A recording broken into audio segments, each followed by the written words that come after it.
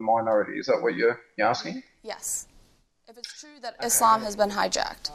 Look, I guess the first thing that I would say is that Islam has been no more hijacked than Christianity has been hijacked. We don't need to look beyond the United States of America to see numerous terrorist attacks, not only carried out by Christians, but actually in the name of Christianity. Eric Rudolph would be a prime example.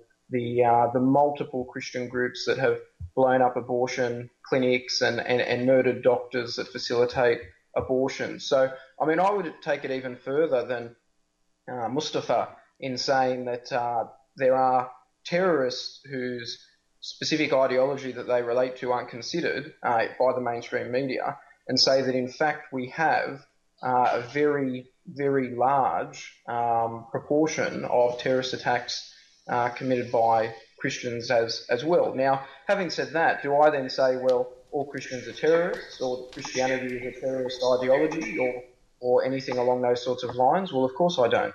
And likewise, that's what we would expect from competent journalists, from competent media commentators such as Daniel and Robert.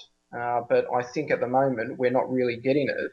And there's a large market, a large amount of money to be made by people like Daniel, by people like Robert, by people like Ayan Hirsi Ali, by people like Gert Wilders, that just like to demonise Muslims and demonise Islam, and have various media organisations then throw cash and sponsorship at them. Okay, before I'd like to turn it to Robert, but just a quick follow-up question. You turned it to Christianity.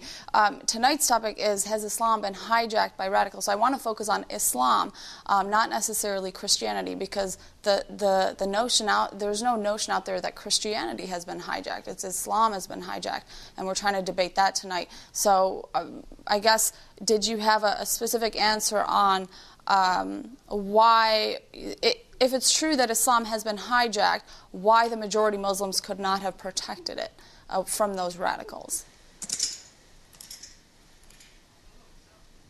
I'm not trying to set up a tactic and say Christians are also committing terrorist attacks, and therefore they need to be considered, as terrorists in the way that Muslims are. What I'm saying is that we need to look at things in their real perspective. We need to look at global points of view, not just merely fine needle points of view. And indeed, I think the mere question itself, has Islam been hijacked, as I was trying to illustrate, is loaded and incorrect. And it's no more correct to pose that question than it is for me to pose the same question about any other religion. I'm not specifically choosing Christianity because this is a Christian channel. I was choosing Christianity because this is a channel based in the United States, and that's the predominant religion there. So I don't think that I'm trying to misdirect and demonise Christianity. I'm just trying to illustrate that the question itself is problematic. Okay, let's turn it back over to Robert for some follow-up comments, but also if you can help us understand, if Muslims, there are some Muslims out there that are concerned, genuinely concerned, that their religion has been hijacked by radicals. I don't want to say any names, but there are certain individuals out there that carry out acts of terrorism under the name of Islam. Why do we see, for those Muslims here in the West, why do we see a general silence to stand up against people like Osama bin Laden, for example, or his followers? Why do we see? Are there intimidation tactics because of that, or what's the psychology behind that? Well, that's a very important question, Summer, and that really gets to the heart of the matter, because we hear these gentlemen speaking about Christianity being responsible for all these allegedly responsible for all these terrorist attacks, whereas Islam has no responsibility for the terror attacks. There's a tremendous amount of bad faith in what they're saying, because in the first place, you're talking about maybe half a dozen murders of abortion clinic doctors, and no Christian church accepting that or saying that that's a good thing. Whereas you have thousands, actually over 16,000 terror attacks carried out in the name of Islam since 9/11 alone. And those all have had the approval of Islamic clerics in various places. I'm very glad to hear that there are other Islamic clerics who say that they're a bad idea and should not have been done. But there's very broad approval, particularly in places like Pakistan and Iran, Saudi Arabia, Egypt, very immense approval for the ideology represented by Osama bin Laden and other jihad terrorists. And so you speak about Muslims who oppose these things. In the first place, yes, of course there's an intimidation factor. They would be victimized just as much as non-Muslims if they stuck their neck out. But also, the fact is that nobody, contrary to these claims by these gentlemen, Mr. Kundi, is it, and Mr. Zayed, contrary to their claims that Muslims are being demonized, actually they're the ones doing the demonizing, immediately beginning the ad hominem attacks against Dr. Pipes and me, and immediately impugning our motives when we said nothing about either of them. And they are the ones who are sidestepping the real question, which is, what is it in the teachings of Islam that the Islamic Jihad terrorists are able to exploit and can and do exploit in order to justify their actions among peaceful Muslims and make recruits among them? And the fact is that peaceful Muslims generally do not speak out because not only are they intimidated by the threat of violence, but also because the Islamic jihadists generally around the world present themselves as being the exponents of pure, authentic, and true Islam, the ones who are carrying out the teachings of the Quran and the Sunnah most faithfully.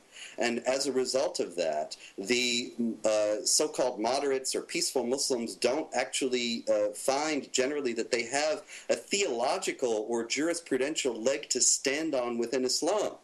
And so they don't speak up because they don't want to be branded as renegades or heretics or unfaithful Muslims who are not being true to the teachings that the jihad terrorists are exploiting. It's noteworthy that we have seen international riots about cartoons. We have seen international riots about a statement that made by the Pope in passing. We have seen international riots about various other things, but we've never seen any kind of protests or any kind of anger in the Islamic world against these people who are supposedly criminals who are twisting the peaceful and true teachings of Islam. Nobody seems to get upset about them all over the Islamic world, and yet they continue in large numbers to commit terror attacks and to justify them in the name of Islam. There's absolutely no comparison that can be made to a handful of abortion clinic bombers who've been condemned by every Christian group on the planet. That we have to take a quick break. When we return, we'll continue on tonight's topic. Has Islam been hijacked by radicals? We'll also start to take your calls. Our line is 248-416-1300. Call us live on Jihad Exposed here on ABN. We'll be right back. The United States is not and will never be at war with Islam. In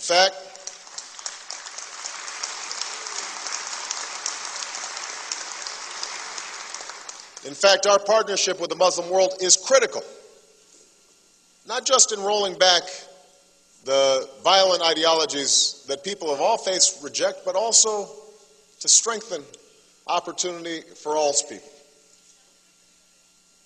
I also want to be clear that America's relationship with the Muslim community, the Muslim world, cannot and will not just be based upon opposition to terrorism.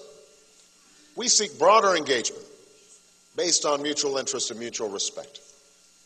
We will listen carefully, we will bridge misunderstandings, and we will seek common ground. We will be respectful even when we do not agree. We will convey our deep appreciation for the Islamic faith, which has done so much over the centuries to shape the world, including in my own country. The United States has been enriched by Muslim Americans. Many other Americans have Muslims in their families or have lived in a Muslim-majority country. I know because I am one of them.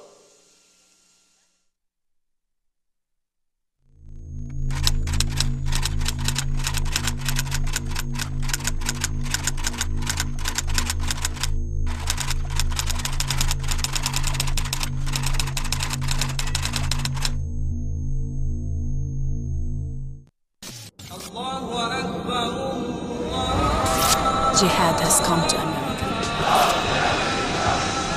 Constitutes the most devastating series of terrorist attacks in history. The only deen Allah accepts is Al-Islam. And whoever seeks any other deen apart from Islam will never be accepted. Allahu Akbar!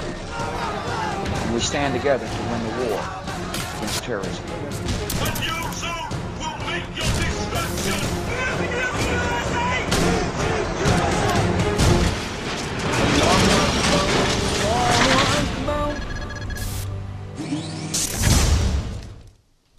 Welcome back to Jihad Exposed. Tonight's topic, has Islam been hijacked by radicals, where we take a look at what the true form of Islam is. Before I turn it back over to Dr. Pipes, Mustafa, if you can sort of answer, Islam is supposed to be a religion of peace, love, coexistence with other religions. If that is true, why do we see Muslims as the primary persecutors of Christian worldwide? A lot of our audience would like to know.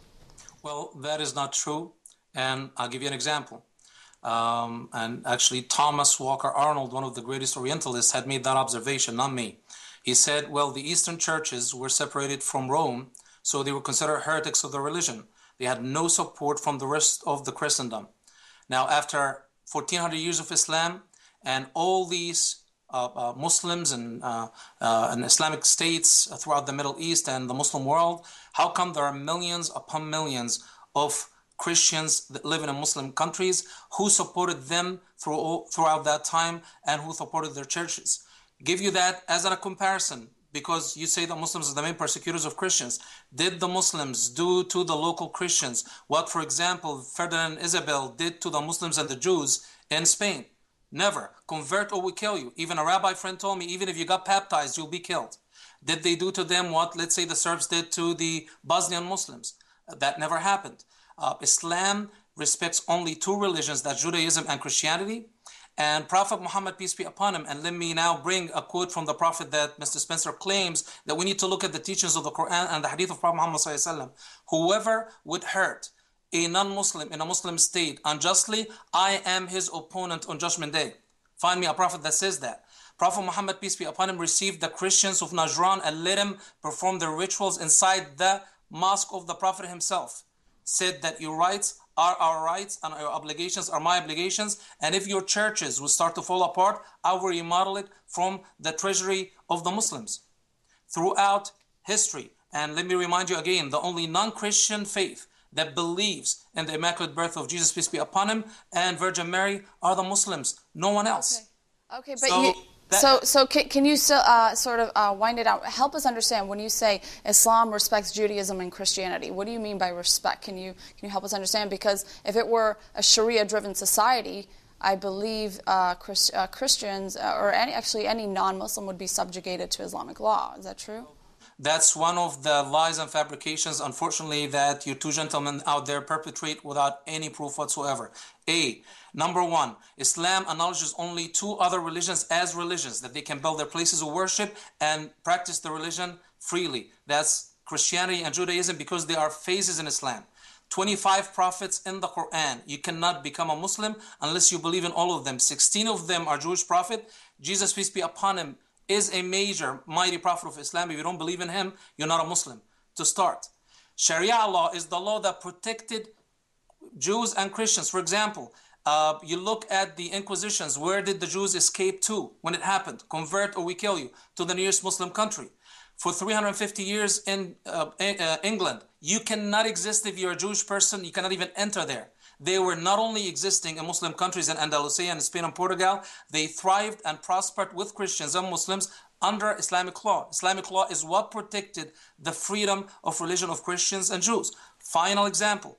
Okay. Umar ibn al-Khattab, one of the greatest caliphs and rulers of Islam, came to pray in one of the major churches of Jerusalem. And time of prayers came in. He refused to pray inside and went to pray outside because he didn't want anyone to say, well, I seen the ruler of Islam praying there. It must be a mosque, and take it over to respect the rights of Christians. Show me any place in the world that ever happened. Okay. All right. Let's turn it over to Robert. Part of his claim was that Christians or any non-Muslim would not be subjugated under Islamic law. Go ahead whenever you're ready. Well, that's just manifestly false. Christians and Jews never enjoyed equality of rights with Muslims in any Islamic society, except when Islamic laws were being relaxed. And when they were relaxed, then there was a backlash against their relaxation from Muslims who were angry about their being relaxed. The most notable example